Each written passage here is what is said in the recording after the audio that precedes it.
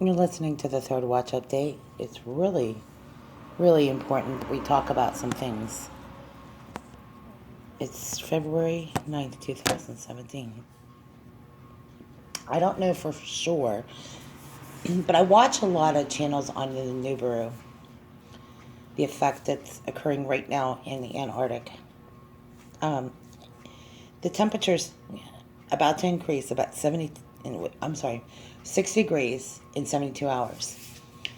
Now, there's been a debate between whether it's global warming or global cooling. Some have been predicting that the Earth is going to go into another part of the galaxy. There's been predictions of that, which would lead to a mini ice age or global warming. So, what trend is correct so far? Whether there's two opposite views, all of which can debate what kind of climate change is going to occur. A lot of people are watching this huge event that's going to occur, I believe, Friday, Saturday, and Sunday. It's a celestial event. And we also know there's another celestial event in September. So I'm just going to try to put this out there. It's very possible with the significant weather change, we've entered into a different, I believe, weather changes, real and apparently very dramatic changes. And we were following this over the last 3-4 years. I'm going to put some links below so you can follow the people that I follow, because you could go back to their stuff and dig away at some of the things that they've been talking about, and the people that really kind of give a better view of this. Okay, I really do think it'll help better inform you where we're going with this, because I don't want to take you through this whole audio and then you have to find out what exactly I'm talking about. And that is what we're going to discuss about space, weather, and these other factors. So, space weather, okay, big changes that have been happening, and they've been occurring in about 3 or 4 years, okay.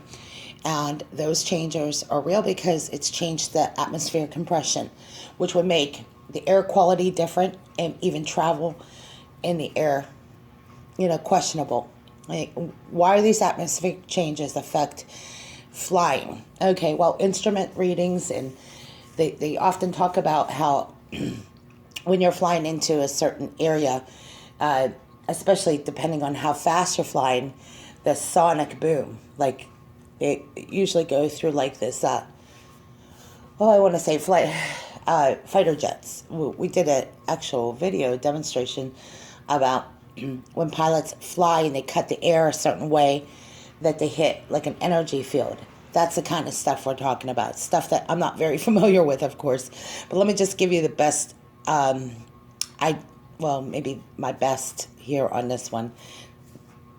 Basically, we know that when a plane is flying, they have to cut the wind a certain way in order to get the plane to fly level. That's why the wings are extended out, and it makes that approach when it's coming down too as well. So we know that when a plane takes off, it gradually grows in altitude, okay? And that's because of the air, and it's the way the aerodynamics and flying, and it levels out. That's why I think they call it turbulence for a reason, because the air and the plane have to kind of work together. So that's what the pilots are doing now. I'm giving you like really bad. I wouldn't be giving you bad advice, but let me assume this. That's about as much as I can tell you about planes. I just know that they increase in altitude and they have to, their wings are stretched out, so it will cut the air a certain way, and then go through that turbulence through and as they're reaching that altitude. But they have to get to a certain level where it's really safe to fly above. Most people call that the stratosphere. Okay, so, but once you get to that level, it usually can fly over a lot of those weather events that might be occurring in whatever region it is. And that's obviously, that would be like going into a thunderstorm. I don't know that planes would go through it. So it has to reach above that area. Okay, so forget my explanation. Just trust me on this. That's why I put the links below. Okay, so yeah, it gets up to that level. It can fly. It can go over and above. It's from the time of the flying it in an altitude to the time it reaches is where it gets kind of crazy, danger, because depending on what weather, they would normally delay a flight, okay, weather related. And most of the delays could be weather related for that reason. Because they're not going to fly you into a storm. It's dangerous, and yeah, exactly. So as much as we like to complain at the airport, you still wouldn't want to be on that plane if it wasn't delayed. We know this. But now these changes are going to be really dramatic because those delays are on a consistent basis. You're going to experience more delays, maybe even all-out cancellations if you're flying. You should actually get used to this because that's pretty normal, but this may become more common. People fly, they just assume that their flight check-in and everything, they're going to fly out. And I think that those days, well, I don't want to deter anybody, but I would just consider ground transportation and make that your first choice if you could. Because these changes are looking to me, this is just my unprofessional assessment, but looking at this change, to me, that's the first thing I can think of. Because if you have these kind of weather events that are happening at the level of the stratosphere, and then this atmospheric compression, which is coming from space weather, so you got two systems working, and it's changing the jet stream, which now that could explain why this weather change is occurring right now in Antarctica. This is the trend. This is where it's been trending. Now, I don't watch every science model. I don't look at all these things. That's why we have these people that talk about this, and they got the better grip on that. But again, this is what I sense this is more important to everything I've been watching, is that you should get into a habit of relying on ground transportation. And I would make that your first choice. I'm not saying that flying is altogether unsafe. It's just, I think you're going to see it's going to become a pattern. The delays will be inevitable. Because of the way these sonic waves affect instruments and air quality. And then they're saying the level of radiation that's coming from some of these systems. That's it. I mean, they're saying that, and this is some people that really read this information. Like I said, you got to follow this with people that do know the better information on this.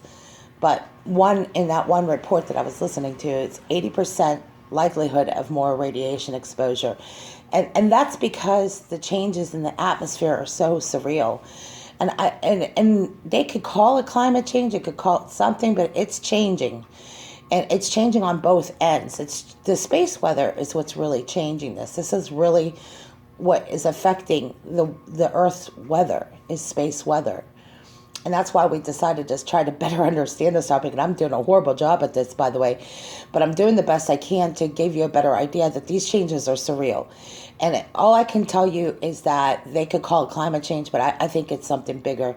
It's space weather. It's space weather because it points to these things that happen outside the Earth's stratosphere, which would tie us to space weather. And if this space weather wasn't so dramatic, then it probably wouldn't have the effect that it's having on Earth. And so they could call it global climate change. I call it space weather. Space weather has a lot to do with what we're about to experience, and I'm really concerned. Absolutely, I'm actually, first off, I'm more concerned for myself, my loved ones, and my significant others. You know what I mean? I'm very concerned. I'm very concerned that if in an event that weather would change so dramatically, that number one, I want to make sure that all of you, I want the reassurance that those people around me know Jesus. And wherever they're at, that at any point they can repent of their sins. And I believe there will be a point that you won't be able to, but I believe that while there's still a chance, we want to get that right as much as possible, okay?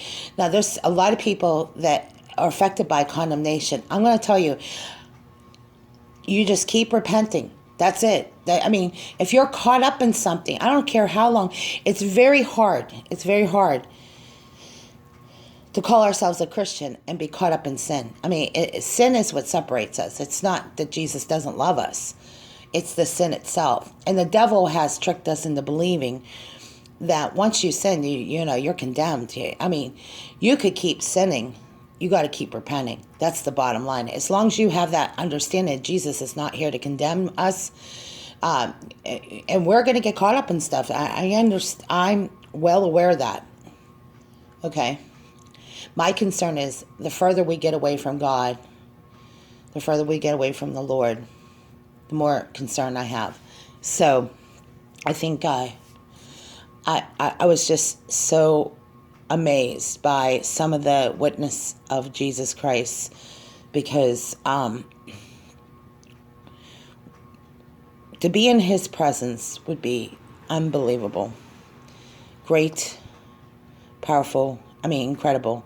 And a lot of us don't deserve that. We deserve hell. We do. We deserve a lot. We do. We really do.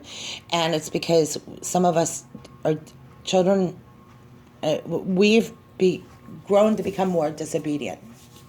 Okay? That doesn't mean you can't be saved. That doesn't mean that that's going to destroy. See, the devil wants to do everything he can to destroy your testimony. And that's kind of hard to face, but that's the way it is. And one of those testimonies, your love for Jesus Christ, and I don't know if there's anything more hard, is knowing the truth and then maybe acting in disobedience. To me, that's very hard to live with. To me, it's an act of disobedience, and it's wrong. And I know when I do it, I'm really angered at myself, and I repent, because it's done more to hurt me than it's done to hurt anyone else. And that's why I don't want anyone to get tricked up or tripped up about this. Repentance is so big. It is the key to your relationship with Jesus Christ. No matter what you've done, it's the key. It's the key to everything. Because without that repentance, you really you can't go any further than that. And anyone that's told you that if you go to church 20 times you're saved, they're incredibly irresponsible, because it goes beyond the church walls. It's a personal relationship. You are connected to Jesus. He is a part of who you are. When he said, I call you a friend, but I call you, he called us to love. He called us to care about each other enough to tell each other the truth. And the truth is not easy to accept, but you know how more easy it is to accept the truth is when you're broken and you're hurting. And what did Jesus say? He said, I come to save the broken, the brokenhearted. It's a lot easier for me to receive things when they're bad. It's when things are going, quote, good, is when I get really tripped up. And no one really taught what that would be like. See, I was broken enough that I was on my knees a lot, but when things start to get good, suddenly, where's my faith? Suddenly things are going my way. And that should be your red alert. So, just so that you know. I pointed out this stuff for that reason. And I don't know that I did a great job at it, but I'm genuinely concerned. And that was the whole point I posted this, because, out of being deliberately ignorant, maybe, I don't know. I just couldn't keep up anymore, and it was just starting to bother me that I couldn't follow it the way I used to. And I have a better handle on it from time to time, but this information there's just so much out there that sometimes I think it's easy to get upset, because it's like just a lot to learn. And what I've learned about space weather in the past is how important this is happening right now. So everything I used to know is actually happening. So I can go based on what I remember. But I haven't been able to follow it. And now that I kind of caught on to this weather story, it is a weather anomaly, and it's actually a weather abnormality. That must mean that whatever is ahead of us, I would look into following Gil Burchard. He's probably the one that you would really want to follow on space weather and science like that, but there's a lot of other people that do too. I'll try to see what I can do to keep these links going, but I am really, really moved by this information. It concerns me for obvious reasons. I wouldn't be putting it out there. It really concerns me because I don't think any of us are really ready for that. Another point to that is that so many of these stories about politics, it's starting to really get to me. It's starting to really, as much as it's important to follow politics, it's these little debates. It scares me how much is going on in politics and how much we're not really getting a lot of the really other important stuff. This stuff is way, to me right now, if I were to weigh this out, I mean, they're both, of course, important to a degree, but this space weather is going to have a direct effect on people. Not that I don't think politics does, and don't get me wrong, because decisions that man makes, but when these decisions that are happening, I don't know if it's man-made weather changes. I'm not going to go down that road. They could be a combination of both, but this is going to be much more important if need be. Who's to say you can go on YouTube and this information will be up? Maybe the internet will be cut off. Like I was just listening to the Alex Jones report. I mean, the elites, the global elites. I mean, the best definition for this is that they're losing, quote, power, but I think they're regaining their power to some degree. Okay, they're keeping the division going, and as long as they have a card in the game, or I was thinking about this the other day. A lot of people say, well, who is Trump? Is this a huge prophetic event? I believe so. I actually had thought crossed my mind. I'm not quite sure if it's going to happen or not, but it's just a thought that crossed my mind. Who's to say that Donald Trump doesn't go up there and start preaching to the United States in like a heartbeat and predicting Jesus' return? Who's to say that something like that can't happen? Because I'm seeing some things that, I mean, I have to tell you, a lot of people don't expect it to come from Donald Trump, but neither do I. But it's very possible that something's going to happen where Donald Trump is changed by something. I don't know if he's really, I mean, he's taking the seriousness of the United States economic situation seriously, but something else is happening in him. He's changing, and I don't know to what degree, but he's trusting in a lot of Christians, and some of them, they're kind of questionable. But I'm looking at something that's going to happen in him. I think people have predicted that, there's something prophetic happening in America when you have a man that's been asking people to pray for him. Something big is about to happen here, and it's happening, but it's big. I don't know, it's just a thought that came across my mind. I'm looking to watch. I'm following him. I'm watching his moves. And right now, it's mainly to protect the United States, and that's a good thing. As much as liberals like to think this is not a good thing, they are going to be grateful for what he's doing. They might not see it. There are a lot of people that they put their politics before the brains, okay? But if they knew what they're being protected from, they would be thankful, really. Politics aside, if you have a major weather catastrophe and you have a president that's going to do everything to make sure that there's proper facilities and facilitate the proper management of those crises, you couldn't ask for a better person to be in a position who has a sincere heart for people. And I really look at Donald Trump and forget it, a lot of things I don't like, the things he does at times from time to time. But overall, that man has a heart for people. He's always been that way. He's always had a good nature about him. He's always had a kindness about him. And I can't think of a more important time than to have a leader that has a kind heart towards people, who's willing to forgive the way he does. He's actually a very kind man deep down. And I think that's why he is so popular, because he has what somebody told me one time, he has the heart of a father. And if you can look at how he treats his children and how he overall treats his wife, I think you can see what kind of person it is that is sitting in the White House. He has a good nature. I know a lot of people like to think they like to throw him under the bus, but he's got a good heart. And when you have people that have a kind heart, that's what I look at. I'm not looking at just the status quo. I don't care about all that. I have somebody in my life right now that has a kind heart. And that's what I see. When I see their heart, I know where they're at.